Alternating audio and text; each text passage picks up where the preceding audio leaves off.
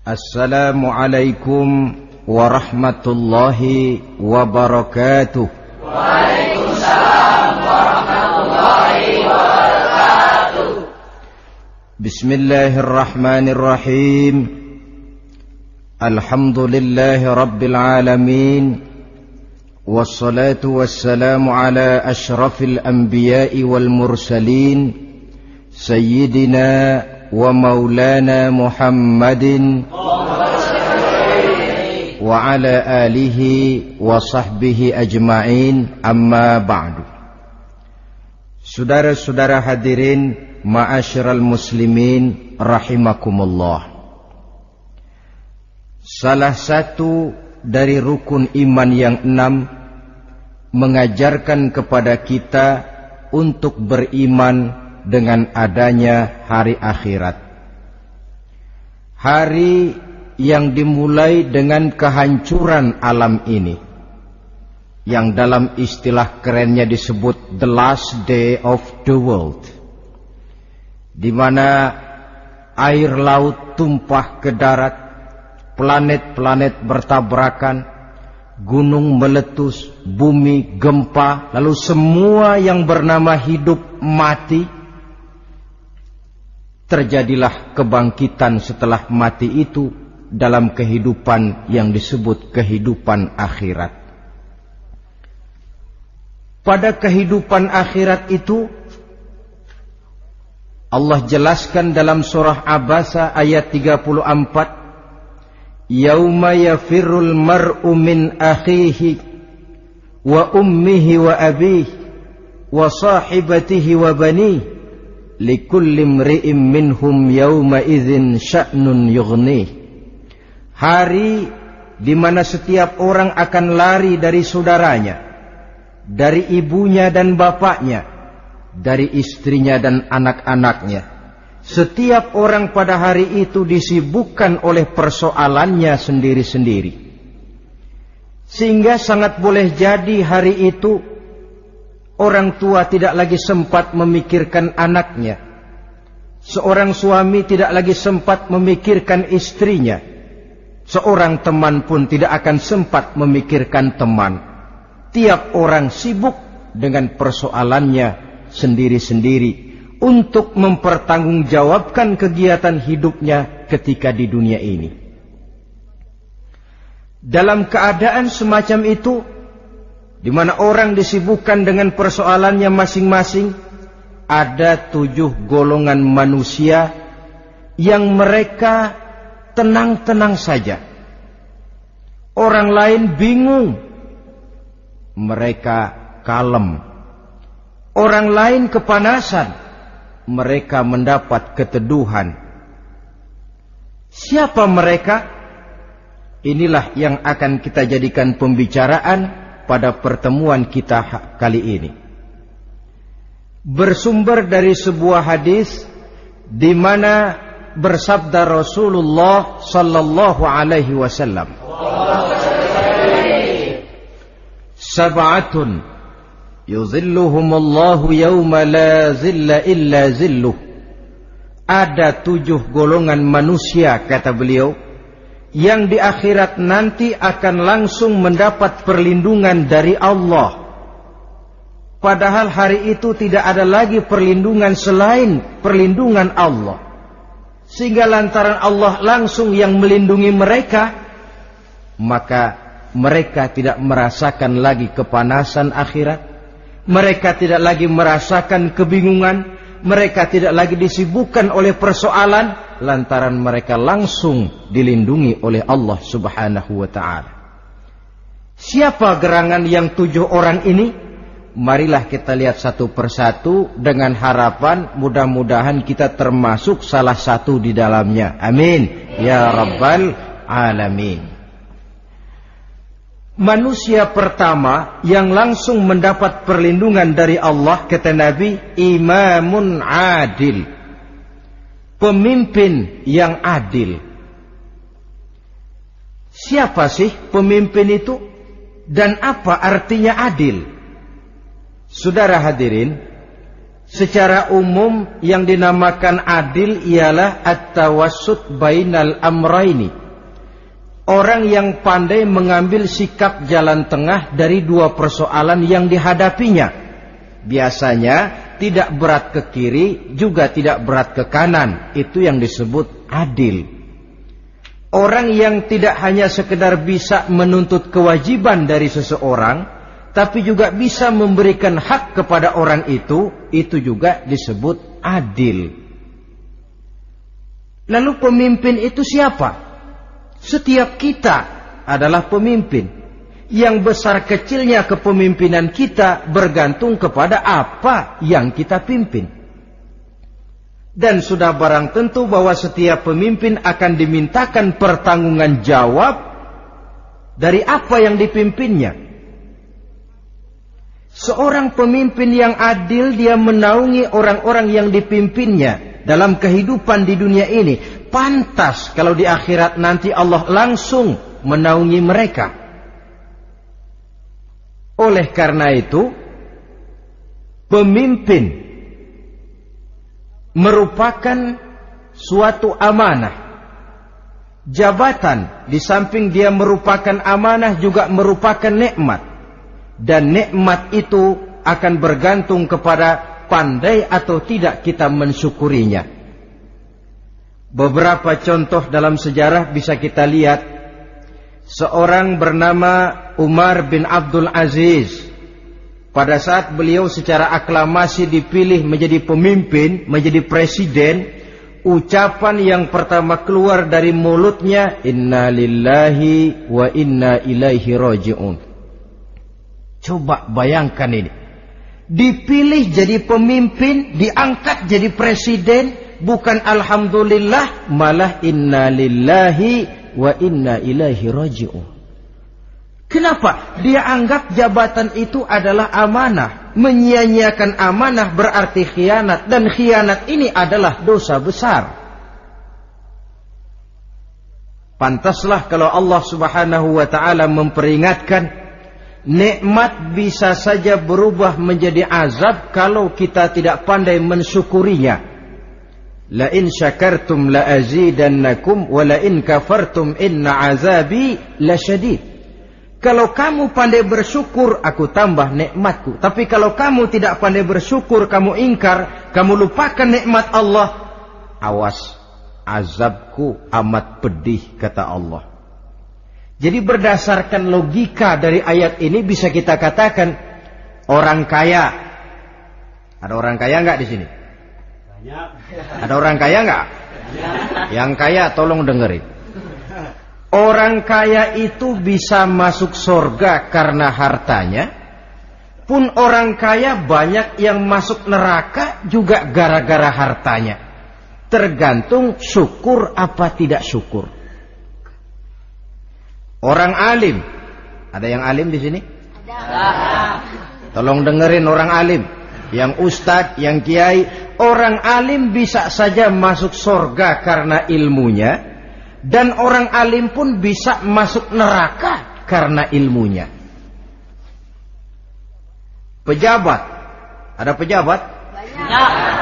Pejabat itu bisa masuk surga karena jabatannya. Pun pejabat itu bisa masuk neraka karena jabatannya. Bergantung syukur apa tidak. Kalau ada orang kaya, hartanya didapat dari jalan yang halal, berusaha menurut yang disyariatkan oleh Allah. Lalu hartanya itu tidak cuma untuk ditumpuk 7 turunan, namun juga berfungsi sosial. Dia bantu pembangunan masjid, dia makmurkan majelis taklim, dia santuni yatim piatu. Orang kaya macam itu dengan hartanya, insya Allah bisa sampai ke surga. Tapi kalau ada orang kaya, hartanya didapat dari segala macam cara, asal harta tercapai segala cara halal. Perlu jilat atas, perlu injak bawah, perlu sikut kiri kanan, sikut kiri kanan. Setelah dapat harta lalu pelitnya 17 setan. Tidak mau zakat, infak, apatah lagi sodako. Orang kaya macam itu dengan hartanya bisa masuk neraka. Na'udzubillah min. Ada orang alim, dengan ilmunya dia bimbing umat. Dia katakan yang halal itu halal, yang haram itu haram. Dia katakan yang hak itu adalah hak, yang batil adalah batil. Dia tidak peduli apapun resikonya. Orang alim semacam itu dengan ilmunya bisa sampai ke surga. Tapi kalau ada orang alim, dengan ilmunya dia malah membodoh-bodohi orang yang memang sudah bodoh. Yang halal dibilang haram, yang haram dibikin remeng-remeng. Menjadi penjilat kesana kemari. Orang alim semacam itu bisa masuk neraka karena ilmunya. Begitu juga pejabat, pemimpin. Kalau dengan jabatannya sebagai pemimpin dia berlaku adil, menaungi rakyatnya. Orang besar salah dihukum, orang kecil salah juga dihukum. Tidak hanya pandai menuntut kewajiban, tapi juga pandai memberikan hak. Pemimpin yang adil semacam ini mensyukuri nikmatnya jabatannya, dia bisa sampai ke surga karena jabatannya. Tapi kalau dengan jabatannya dia berlaku sewenang-wenang, yang besar salah didiamkan, yang kecil salah segera ditegakkan hukum, hanya pandai menuntut kewajiban dari rakyatnya tapi tidak pandai memberikan hak, maka pemimpin semacam ini lantaran tidak pandai mensyukuri nikmat, bisa saja nikmat itu berubah menjadi azab. Oleh karena itu saudara-saudara, pemimpin menaungi rakyat, pantas kalau di akhirat nanti Allah langsung menaungi beliau. Siapa pemimpin? Tiap kita.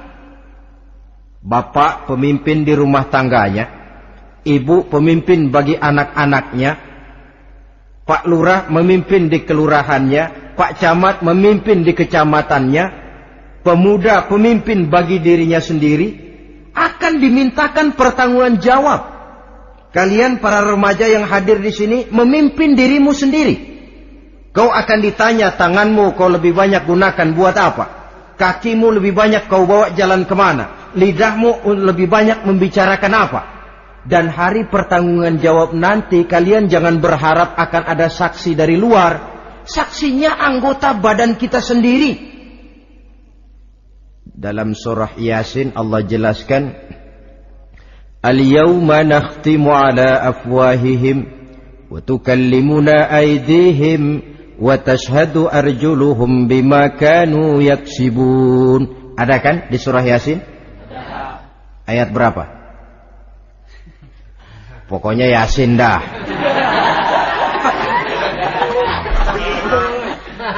Daripada repot-repot, pokoknya Yasin gitu aja biar urusan lancar.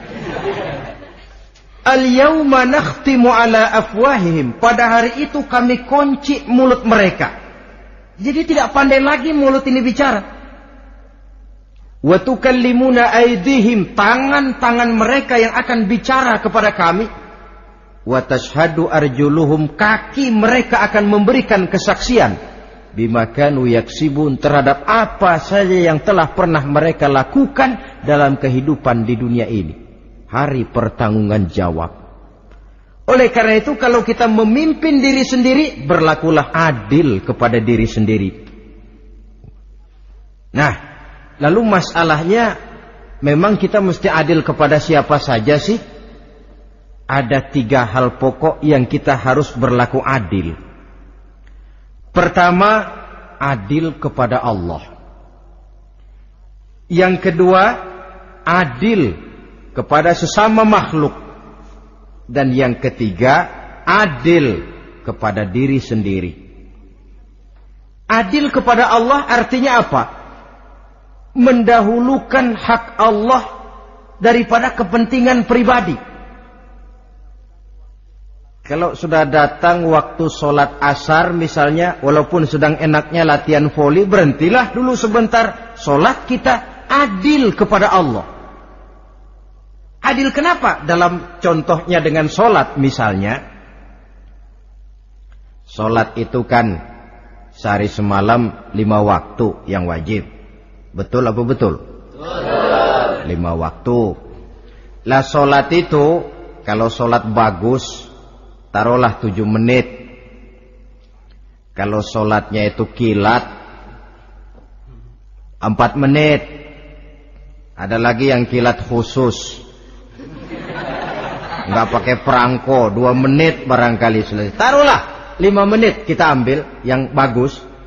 Kalau 5 waktu kali 5 menit kan cuma 25 menit. Sementara Allah memberikan kita hidup ini 24 jam sehari semalam. Cuma 25 menit diminta untuk ibadah kepadanya. Tidak sanggupkah kita berlaku adil? 25 menit ini untuk menghadapmu ya Allah. Sementara engkau telah memberikan restannya 23 jam 35 menit untuk hidup dalam sehari semalam. Mendahulukan hak Allah daripada kepentingan pribadi. Adil kepada Allah. Adil kepada yang kedua, adil kepada sesama makhluk. Adil kepada manusia, adil kepada binatang, adil kepada alam. Yang kalau prinsip keadilan itu kita langgar akan membawa efek bagi diri kita juga. Manusia sekarang kan tidak adil kepada alam. Misalnya apa? Hutan ditebangi secara liar. Gunung-gunung menjadi gundul. Akibatnya ketika turun hujan terjadi erosi. Banjir melanda kemana-mana. Tanah longsor terjadi. Akibatnya terkena manusia juga. Kalau mereka sudah tidak menjaga keseimbangan alam ini. Adil kepada orang lain. Apakah itu namanya tetangga, teman, keluarga. Dan yang ketiga, adil kepada diri sendiri. Bagaimana pengertiannya? Mata ini punya hak untuk tidur. Begadang terus tiap malam, tidak adil kepada mata. Nah, ini yang ketawanya paling kencang pasti tukang begadang ini.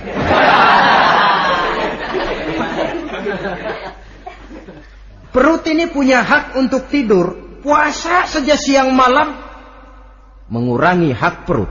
Adil kepada diri sendiri. Untuk kehidupan yang akan datang di akhirat, pasti akan kita temui. Kita yakini keberadaannya. Yang oleh karena itu, kalau kebetulan kita ini adalah pemimpin, sekurang-kurangnya pemimpin bagi diri sendiri, marilah kita berusaha menjadi pemimpin yang adil. Supaya nanti di akhirat, Allah subhanahu wa ta'ala memberikan perlindungan langsung kepada kita.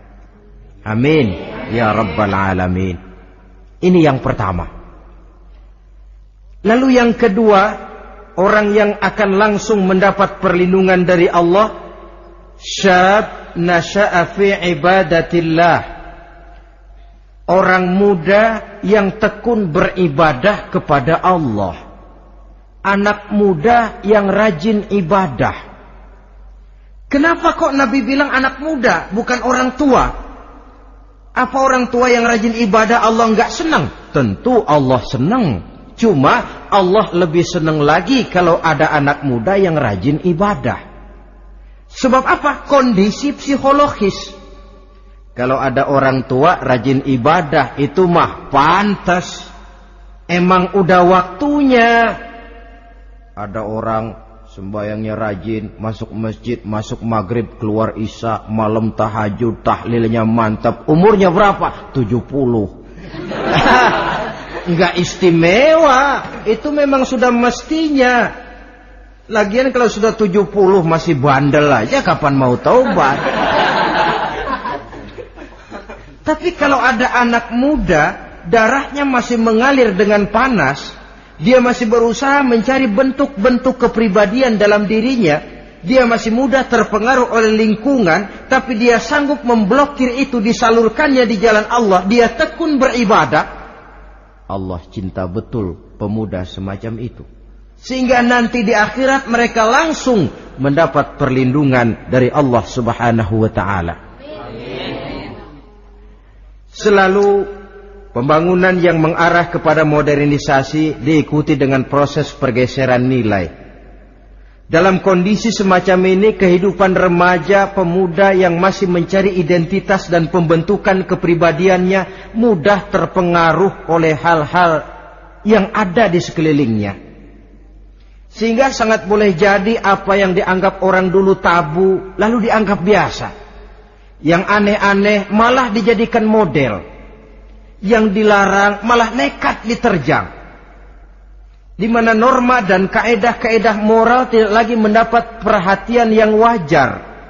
Dalam kondisi semacam ini terjadilah proses peluncuran moral. Dan hampir di mana-mana kehancuran suatu bangsa dimulai dengan kehancuran moral daripada generasi mudanya. Oleh karena itu pemuda yang tekun ibadah ini sangat positif dampaknya dalam kerangka pembangunan umat. Pak, ibadah itu apa sih? Kalau jadi pemuda yang tekun ibadah, apa kemana-mana mesti bawa tasbih? Mungkin. Apa mesti pakai peci terus? Boleh jadi. Apa kemana-mana mesti pakai kain sarung? Ya tidak juga. Ibadah kan artiannya luas. Segala perbuatan yang diperintah dan karenanya bertujuan mencapai ridho Allah, itu bernama ibadah. Kalian remaja berangkat menuntut ilmu, pergi pagi pulang siang, membekali diri, menuntut ilmu itu ibadah. Kalian pulang ke rumah, ibu bapak memerintah, taat kepada orang tua, ibadah. Membersihkan lingkungan, ibadah. Bahkan jaga di waktu malam pun kalau untuk dengan niat, bismillah, saya jaga malam ini untuk ketenangan rakyat supaya mereka tekun dan tenang melaksanakan ibadah, itu tercatat sebagai amal soleh yang bernilai ibadah. Jadi tidak cuma sekedar sujud, tidak cuma sekedar baca Quran. Seluruh aspek kehidupan manusia yang diperintah Allah dan yang bertujuan mencari ridho Allah, itu bernilai ibadah. Pemuda yang tekun melaksanakan ibadah kepada Allah. Apalagi terutama adik-adik remaja yang hadir pada kesempatan ini. Masa muda itu masa yang paling indah memang. Sampai orang Kulon bilang, there is not delightful memorize. Iya, barat itu kan Kulon. Saya lebih senang pakai orang Kulon saja. There is not delightful memorize and then the youth moment. Bahwa tidak ada masa yang lebih indah selain masa muda. Tapi masa muda yang katanya indah itu sebentar. Sebentar sekali. Kalau kita tidak pandai memanfaatkannya dengan sebaik-baiknya, boleh jadi dia akan hilang tanpa sesuatu yang ada artinya buat hari depan. Dan hari depan itu sebagian besar ditentukan oleh masa muda sekarang ini. Karena itu kepada yang muda saya berpesan, pergunakanlah masa muda itu dalam ketekunan beribadah kepada Allah. Ibadah dalam artian yang seluas-luasnya. Jangan seperti pepatah orang itu. Kelapa muda katanya kupas-kupasin, kelapa tua tinggal batoknya. Selagi muda puas-puasin, udah tua tinggal bongkoknya. Iyalah, kalau dipuas-puasin dalam arti yang positif, boleh. Mumpung masih muda, puas-puasin nuntut ilmu. Mumpung masih muda, puas-puasin ibadah. Mumpung masih muda, puas-puasin berbakti kepada kedua orang tua. Puas-puasin dalam artian yang positif tentu saja bagus. Tapi kalau puas-puasin dalam arti menghambur umur untuk sesuatu yang mubazir, bergadang di pinggir-pinggir jalan, lalu mulai berkenalan dengan morfin, narkotik, ganja, terperangkap oleh budaya-budaya modern yang menyesatkan, terpancing oleh model-model baru yang kelihatannya menarik tapi sebenarnya tidak bermanfaat. Entah pada akhirnya akan mendatangkan penyesalan kepada kita saja. Coba, belakangan ini saya dengar di Jakarta akan ada satu festival yang disebut Festival Ngeceng.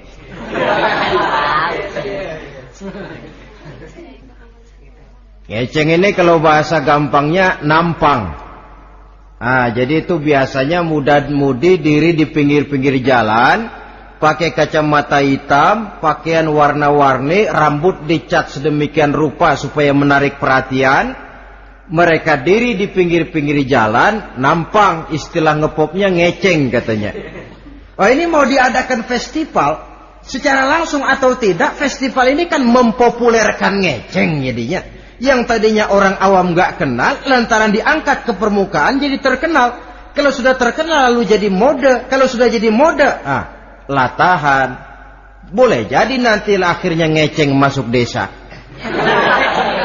Bukan cuma sekedar ABRI masuk desa, bukan cuma sekedar koran masuk desa, ngeceng pun bisa saja masuk desa. Banyak saluran-saluran positif yang sesuai dengan kreativitas jiwa remaja, ketimbang mengadakan sesuatu yang tidak ada manfaatnya, ketimbang menghabiskan umur untuk sesuatu urusan yang mubazir. Sedangkan umur bukan jatah gratis tanpa batas waktu. Ada pertanggungan jawab. Umurmu kau habiskan di mana? Masa mudamu kau selesaikan di mana? Itu akan dimintakan pertanggungan jawab. Nah, pemuda yang tekun ibadah kepada Allah, dampak positifnya apa? Dia punya sandaran vertikal kepada Allah. Jiwanya besar, jiwanya mandiri. Dan ini yang kita perlukan. Pemuda yang siap jadi pelopor, bukan pengekor. Pemuda yang sanggup mandiri dan bukan membanggakan keturunan leluhurnya. Kata pepatah, wa khairun nasi dzu syarafin qadimin aqama li nafsihi syarafan jadida wa syarrun nasi dzu khumulin idza fakhartahum zakarul jaduda. Generasi yang baik adalah generasi yang punya kejayaan masa lalu, dan buat mereka sendiri mereka mampu mendirikan kejayaan yang baru. Artinya nenek moyangnya memang orang-orang terhormat, tapi dia mampu mandiri mendirikan kehormatan itu bagi pribadinya. Sebaliknya, generasi yang paling jelek adalah generasi pemalas, yang kalau orang lain kelihatan lebih hebat, dia sebut-sebut nenek moyangnya. Lu sih belum apa-apa, bapak gua dong, bapak gua katanya. Lu sih belum apa-apa, om saya dong, tante saya dong. Kerjanya cuma membangga-banggakan leluhur, dia sendiri tidak ada apa-apanya. Ini generasi yang paling jelek. Kalau orang kelihatan lebih hebat, dia sebut leluhurnya. Sementara dia sendiri nol nilainya, tanpa ditunjang oleh fasilitas leluhurnya. Pasukan pemuda mandiri macam ini yang kita perlu. Bukan sekedar pasukan pemuda oke bos, kulunuwun, yes men, kumaha juragan wae.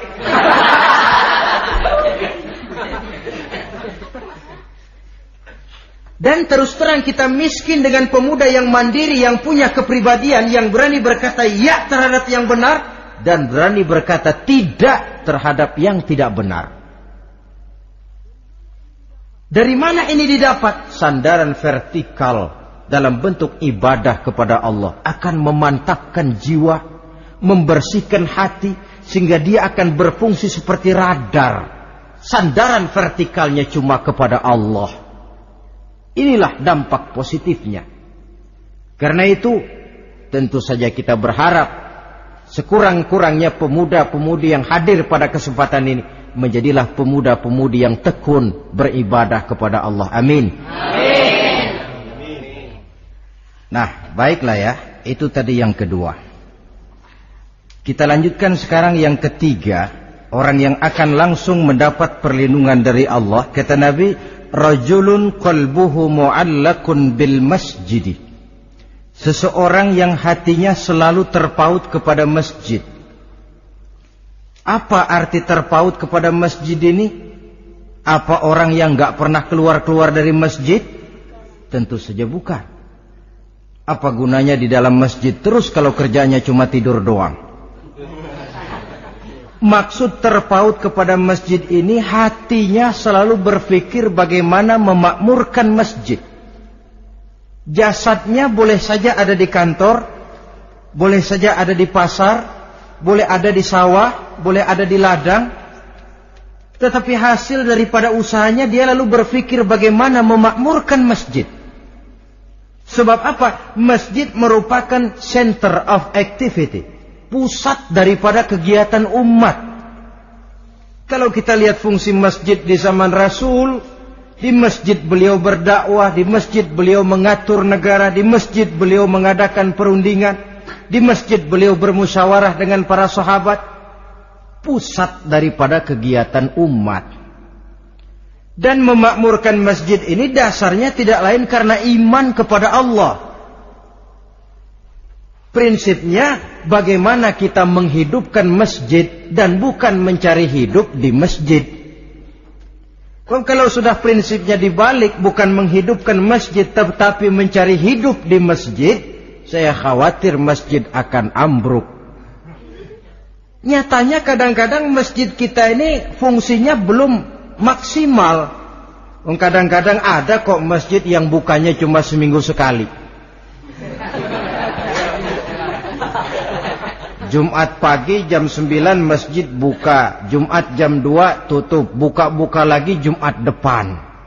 Seminggu sekali. Kelemahan lainnya manajemen masjid, terus terang sajalah kita bicara. Kadang-kadang pengelolaannya ketua masjid bapaknya, khotib mantunya, sekretaris ponakannya, imam Bilal cucunya. Gak ada orang lainnya. Ya kalau bagus kepengurusannya tidak apalah. Tapi kadang-kadang kelemahannya ialah bagaimana menciptakan manajemen masjid yang baik sehingga masjid bisa berfungsi sebagaimana fungsinya di zaman Rasulullah sallallahu alaihi wasallam. Apalagi belakangan ini ada kecenderungan yang membuat kita optimis, gembira. Remaja, pemuda-pemudi mulai gemar datang ke masjid.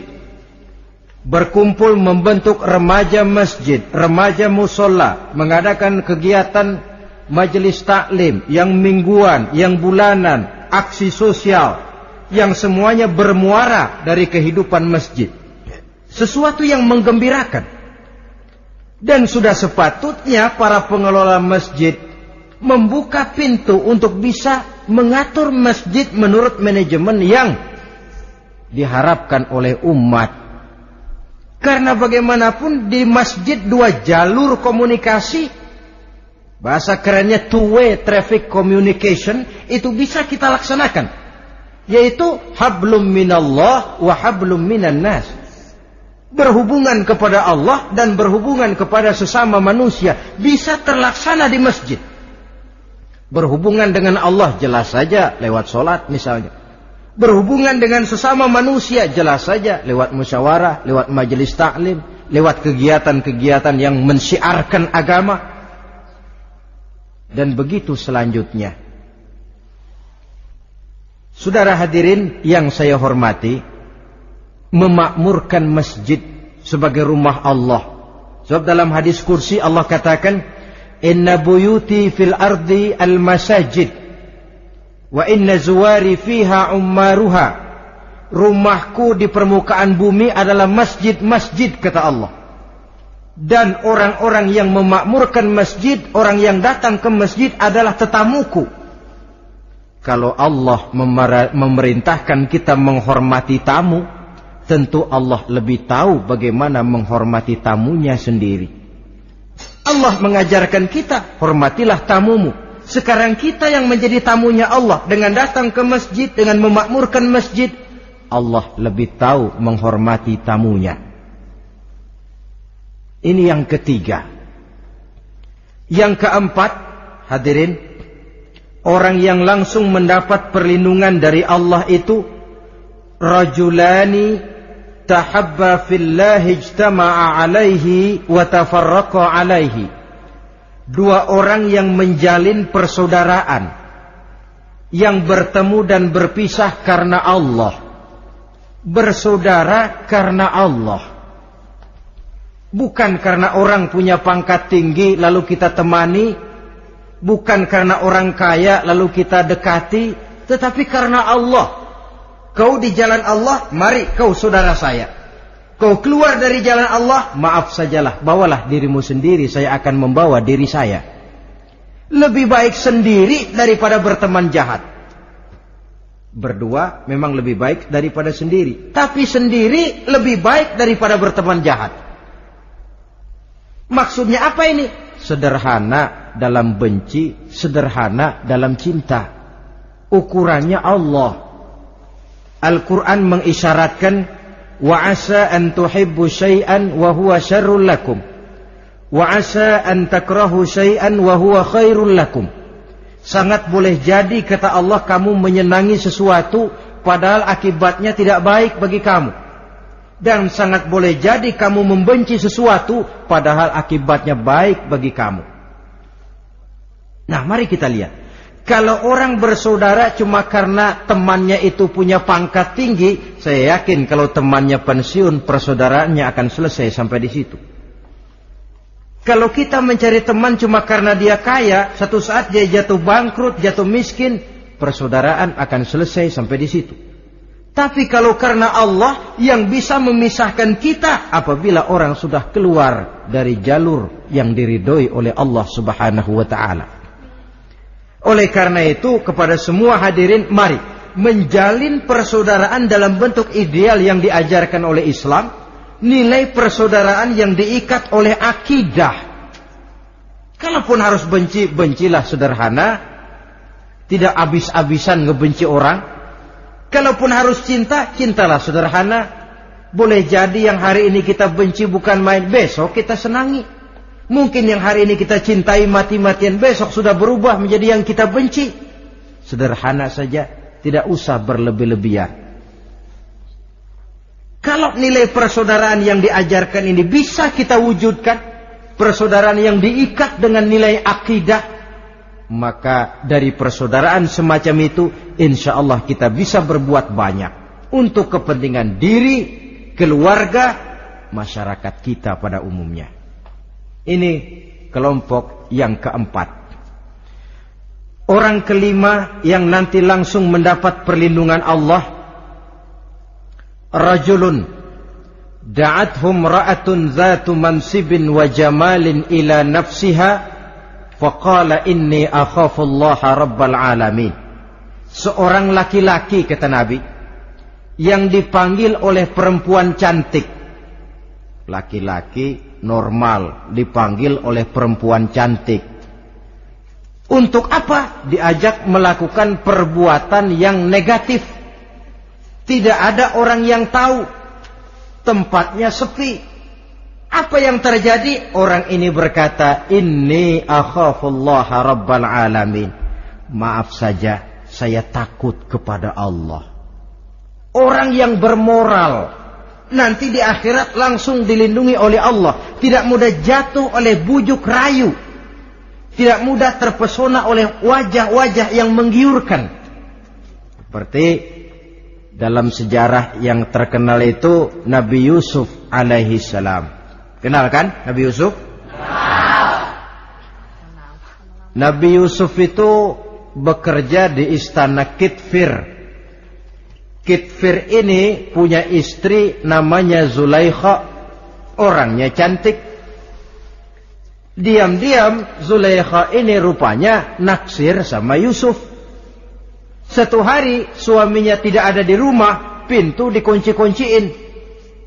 Setelah pintu semua terkunci, dia panggil Nabi Yusuf, "Hai Talak, Yusuf, sini." Kata Yusuf, "Mau ngapain?" "Pokoknya sini." "Iya, mau ngapain?" "Iya, kayak orang-orang, ngapain sih?"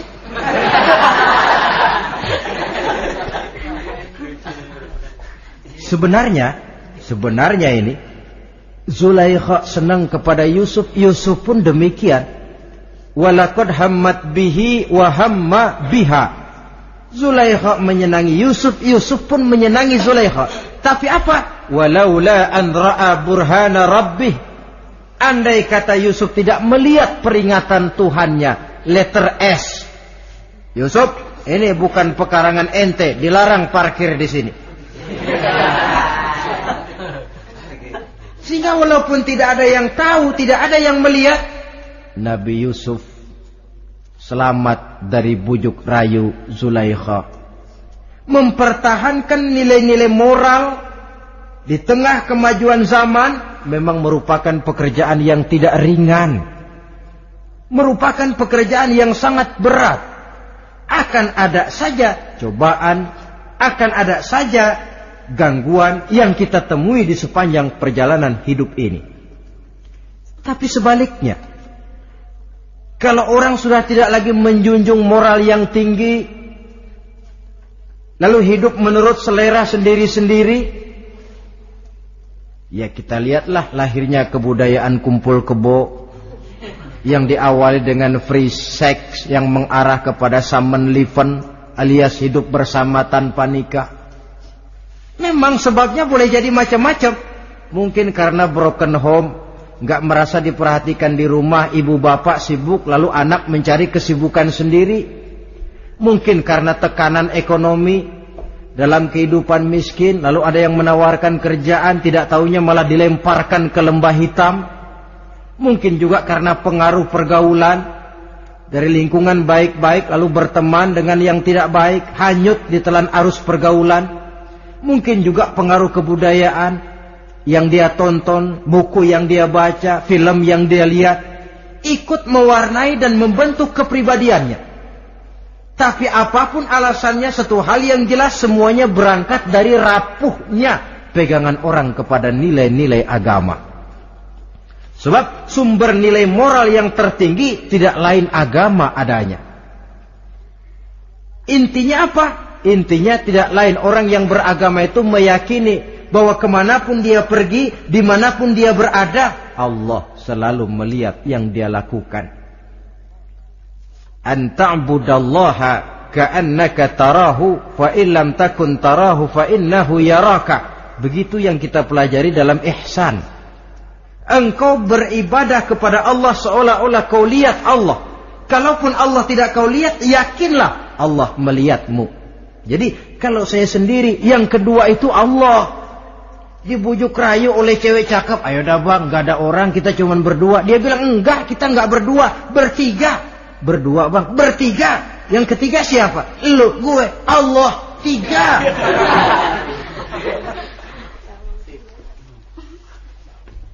Di kantor mau korupsi, dia kasak kusuk, gerasak gerusuk, cari apa yang seharusnya menjadi hak orang lain. Tidak ada yang lihat, tapi dia tidak sendiri. Saya berdua. Yang kedua, Allah. Merasakan kehadiran Allah dekat dalam hidup.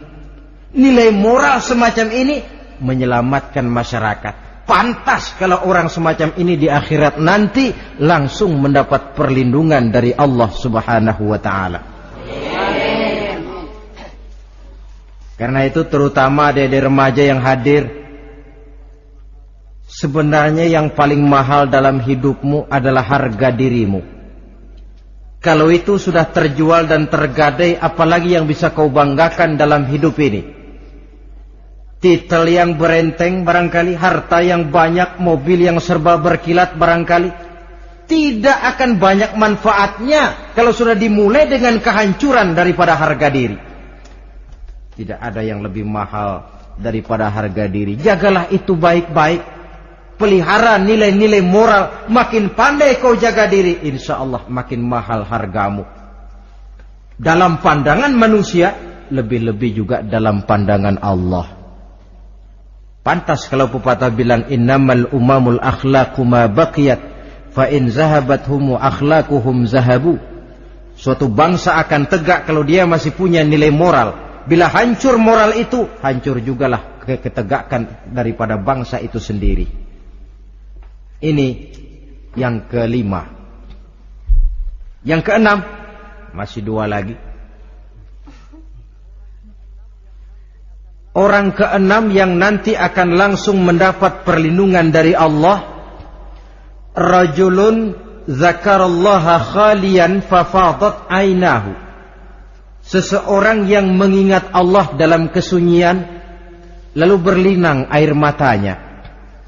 Tengah malam dia bangun, bertahajud dia kepada Allah.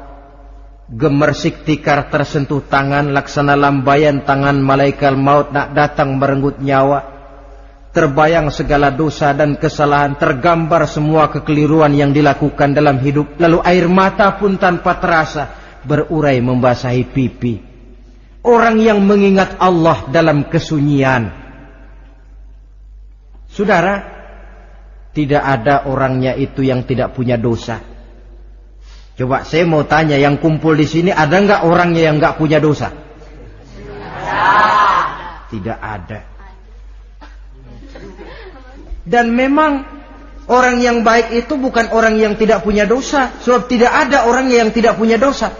Orang yang baik adalah orang yang apabila dia melakukan dosa, dia segera sadar, dijadikannya itu sebagai pelajaran untuk tidak diulanginya lagi pada masa yang akan datang.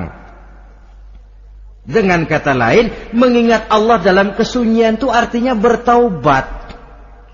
Ini kan anak muda sekarang ini kalau diajak bicara taubat, taubat mah urusan 70 ke atas, Pak. Kita ini masih lama.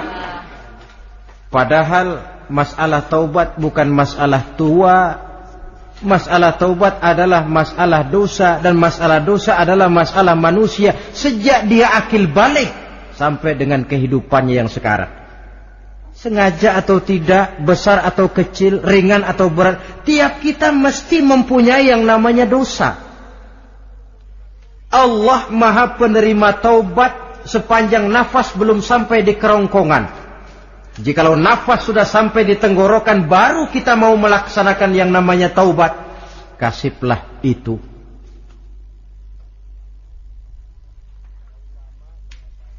Para ulama mengatakan, la saghair ma'al istimrar, wala kabair ma'al istighfar. Tidak ada dosa kecil kalau ditumpuk terus, dan tidak ada dosa besar kalau diikuti dengan istighfar, permohonan ampun kepada Allah. Jadi jangan menganggap, ini dosa kecil, ini dosa kecil, ditumpuk-tumpuk lah jadi gede juga. Tidak ada dosa yang kecil kalau dikerjakan terus-menerus, dan tidak ada dosa yang besar kalau diiringi dengan istighfar. Dalam kehidupan ini apabila dosa sudah bertumpuk, maksiat merajalela, munkarat menjadi jadi, Allah tidak akan segan-segan menurunkan azab. Azabnya itu bisa dalam bentuk bencana alam, banjir namanya, kebakaran merajalela namanya, gempa bumi namanya, bendungan pecah namanya, reaktor atom bocor namanya. Namanya boleh jadi macam-macam. Sebab apa? Al-Quran memberikan jaminan, wa ma kana Allahu liyu'adzibahum wa hum yastaghfirun. Allah tidak akan menurunkan azab selama di tengah masyarakat manusia masih banyak orang yang istighfar kepada Allah. Jadi hakikatnya kita ini berhutang jasa kepada orang yang rajin sujud, rajin mohon ampun kepada Allah. Lantaran mereka barangkali azab tidak diturunkan oleh Allah. Kalau melihat banyaknya sudah munkarat dan maksiat, mengingat Allah dalam kesunyian, tengah malam, waktu yang mustajabah, terutama sepertiga malam yang akhir, situasinya lain. Gak percaya boleh coba lah, nyoba kan gak bayar. Coba kalian bangun tengah malam, tahajud, kalian akan menemukan satu suasana yang lain daripada misalnya kalau kalian sembahyang zuhur tengah hari panas terik di tengah banyak orang. Hati bergetar. Segala kekeliruan yang pernah kita kerjakan lalu terbayang, dan air mata tanpa terasa, tanpa diundang bahkan berurai membasahi pipi. Ya Allah, alangkah nikmatnya suasana macam itu. Menciptakan perasaan dekat dengan Allah. Terwujud kedamaian batin. Dan ini yang banyak dicari orang sekarang, yang kadang-kadang karena terlalu ingin mencari kedamaian lalu keliru jalan. Yang bertapa di gua-gua katanya nyepi dari kehidupan manusia, memencilkan diri dengan cara-cara yang mereka atur sendiri. Tidak macam itu. Quran punya resep. Ala inna bi dzikrillahi tatmainnul qulub. Ketahuilah, dengan banyak mengingat Allah, hati menjadi tenang, jiwa menjadi lapang, pikiran menjadi damai. Ini resep Islam untuk mencapai ketenangan jiwa. Mengingat Allah dalam kesunyian. Saudara hadirin yang saya hormati, ini aspek daripada ibadah. Jadi dengan kata lain, masalah Mengingat Allah dalam kesunyian, mengingat dosa, bukan urusan orang tua, tapi masalah manusia. Siapapun adanya, sejak dia akil balik, mesti entah kecil besar, entah sedikit entah banyak, ada kesalahan yang dilakukannya. Karena itu, kalau kita masih diberikan kesempatan untuk hidup, artinya Allah masih memberikan kesempatan kepada kita untuk memperbaiki diri. Nanti kalau sudah sangkakala ditiup, alam hancur seperti yang saya jelaskan di awal tadi, sudah tidak sempat lagi, yang tinggal menyesal. Ada yang meratap lalu berkata, ya laitani kuntu turaba. Dalam Quran, aduh, andai kata kita bisa balik jadi tanah aja dah dulunya, jangan jadi orang. Kalau dulu kita tetap jadi tanah mah nggak tanggung jawab apa-apa. Dijadiin orang sekarang mesti tanggung jawab. Bagaimana ini? Bingung. Ada yang berkata, ma aghna anni maliyah halka anni sultaniyah. Ternyata harta yang saya bangga-banggakan tidak bawa manfaat hari ini. Ternyata jabatan yang pernah saya duduki malah merusak saya hari ini. Tinggal lagi penyesalan karena kelalaian memanfaatkan waktu hidup dalam kehidupan di dunia ini. Karena itu pandai-pandailah membagi orientasi. Ada saatnya kita sibuk tenggelam dalam berbagai urusan dunia, lain saat tenggelam dalam kefanaan dan kesunyian, membekali diri untuk kehidupan akhirat nanti. Sebentar meninggalkan dunia, rekes kepada Allah, mi'raj, naik menghadap Allah, supaya terwujud keseimbangan untuk mencapai fid dunya hasanah wa fil akhirati hasanah. Kebahagiaan dan kebaikan di dunia maupun di akhirat nanti. Inilah golongan yang keenam. Orang yang langsung mendapat perlindungan Allah, yang mengingat Allah dalam kesunyian. Yang ketujuh, yang terakhir, orang yang langsung mendapat perlindungan dari Allah di akhirat nanti, rajulun tasaddaqa bi sadaqatin fa akhfaha hatta la ta'lama shimaluhu ma tunfiqu yaminuhu. Seseorang yang bersedekah, lalu dia ikhlas dengan sedekahnya sehingga tangan kirinya tidak tahu apa yang diberikan oleh tangan kanannya. Orang yang pemurah, orang yang menyadari bahwa apapun yang dia punya dalam hidup ini cuma sekedar titipan. Fungsinya lalu seperti keran, menyimpan air tapi untuk disalurkan lagi kepada orang yang memang memerlukannya. Alangkah nikmatnya kalau Allah memberikan kepercayaan kepada kita untuk menjadi penyalur, distributor rezeki. Kalau kita ingat kemari, berpikir ke sini, kita tidak akan sayang lagi. Enak saja yang peras keringat banting tulang cari rezeki saya, sampean datang-datang mau minta. Lah, mungkin rezeki dia tapi lewat tangan kita.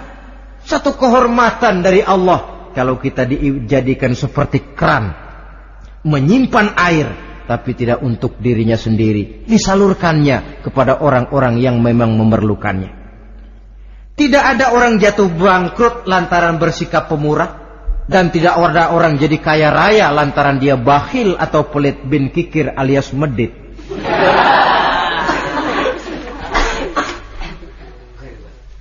Dalam kitab Riyadhus Shalihin kita baca, tiap pagi ke alam ini turun 2 malaikat. Cuma kita nggak tahu. Dua-duanya berdoa, yang sebelah kanan berdoa, yang sebelah kiri berdoa. Kata yang sebelah kanan doanya tiap pagi ini. Kata yang malaikat yang satu dia berdoa, Allahumma a'ti munfiqan khalafa. Ya Allah, kepada orang-orang yang suka infak, kepada orang-orang yang suka memberi, kepada orang-orang yang pemurah, gantilah mereka dengan yang lebih baik dari apa yang telah mereka berikan. Lalu malaikat yang satu berdoa, Allahumma a'ti mumsikan talafa. Ya Allah, kepada orang-orang yang mumsik, bakhil, kikir, berilah mereka kerusakan dan kebinasaan di dalam harta mereka.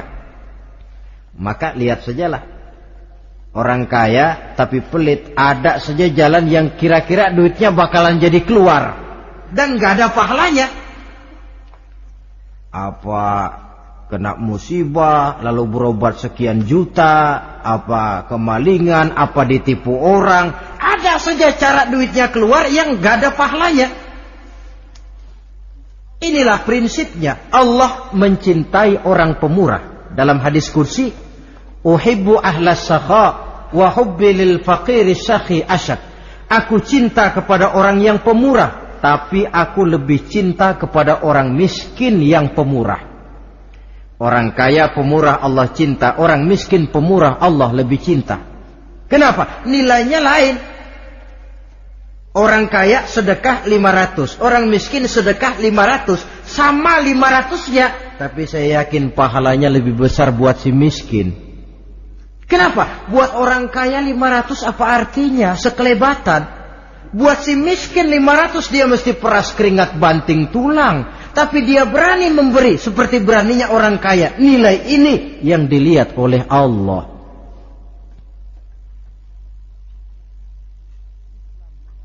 Islam mengakui hak milik pribadi, tapi harus berfungsi sosial. Di dalam harta yang kita miliki itu ada haknya masjid, ada haknya yatim, ada haknya madrasah. Dan Allah subhanahu wa ta'ala bisa, saya katakan di awal tadi, merubah nikmat menjadi azab kalau kita tidak pandai mensyukurinya. Bersyukur kalau diberikan harta artinya mempergunakan harta itu sesuai dengan kehendak yang memberinya. Allah memberikan harta kepada kita. Apa yang Allah kehendaki? Supaya harta itu berfungsi sosial. Milik pribadi silahkan, tapi berfungsi sosial dalam kehidupan. Kita terus terang saja, umat Islam ini bukan tidak punya potensi, tapi tidak pandai menginventarisir potensi. Apa tidak ada orang Islam yang kaya? Banyak. Yang belum banyak yang mau berbuat atas nama dan untuk kepentingan agamanya. Kalau buat pribadinya berani bukan main. Itulah yang sering diungkapkan orang, pembangunan pesantren terlunta, ya, asrama yatim piatu tidak terurus. Ada orang membangun masjid, meletakkan batu pertama sekaligus jadi batu terakhir. Setelah itu la yamutu wa la yahya, mau dibilang hidup tidak kelihatan geraknya, mau dibilang mati pun tidak ketahuan kuburannya. Kurangnya kesadaran akan arti amanah dan titipan dari Allah. Lahirlah korun-korun abad 20. Kalian tahu sejarah korun? Saking kayanya korun, kunci gudang hartanya itu saja onta yang bawa. Itu baru kunci itu. Onta yang bawa. Ketika orang tanya, "Anna laka hadza ya Korun?" Hartamu begini banyak, dari mana kau dapat Korun? Ya saya usaha, tidak ada hubungannya sama Tuhan katanya. Apa yang terjadi? Lantaran kekurang ajarannya melupakan nikmat. Korun dan seluruh harta bendanya ditenggelamkan Allah oleh gempa bumi. Makanya orang sekarang kalau dia macul ketemu harta, apa katanya? Gue dapat harta karun. Peninggalan si Korun itu barangkali dahulunya. Saudara-saudara, oleh karena itu, kalau kita oleh Allah diberikan amanah berupa harta, pandailah bersyukur dan jadilah orang yang ikhlas dalam bersedekah. Nah, inilah pertemuan kita pada kali ini. Walaupun singkat, mudah-mudahan sekali lagi kita termasuk salah satu di antara 7 golongan yang di akhirat nanti langsung mendapat perlindungan dari Allah. Amin. Terima kasih banyak atas segala perhatian. Mohon maaf atas segala kekurangan. Usikum wa nafsi bitaqwallah. Wassalamualaikum warahmatullahi wabarakatuh.